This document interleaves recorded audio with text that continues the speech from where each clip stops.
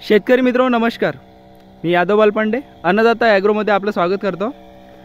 शेतकरी मित्रांनो, रब्बीमध्ये बरेच शेतकरी हे हरभऱ्याची लागवड करत असतात। त्यामध्ये धान काढल्यानंतर म्हणजे धान कापणी झाल्यानंतर आपण चण्याची लागवड करत असतो।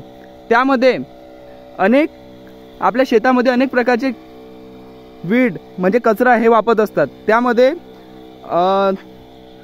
ब्रॉड लीफ असेल, नॅरो लीफ्स असेल म्हणजे रुंद पानाचे कचरा असेल किंवा एकदल वर्गीय कचरा असेल, हे विविध प्रकारचे कचरे हे निघत असतात।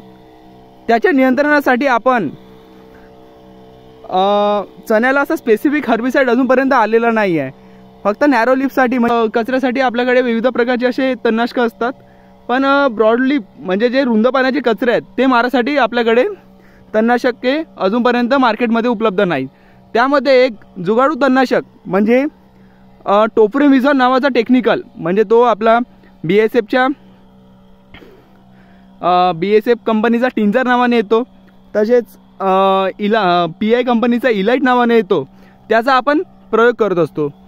तर शेतकरी मित्रांनो, मागल्या वर्षी पण आपण याचा वापर केला होता आणि त्याचे आपल्याला सुंदर असे रिझल्ट आले होते आणि यावर्षी आपण त्याचा परत आपल्या शेतामध्ये वापर करत आहोत। तर याचा वापरण्याचं प्रमाण आणि डोज कसं वापरायचं, जमिनीमध्ये ओलावा किती प्रमाणामध्ये असायला पाहिजे याबद्दल सविस्तर जर माहिती हवी असेल तुम्हाला तर आपल्या अन्नदाता ॲग्रोमध्ये आपण अवश्य भेट द्या। धन्यवाद।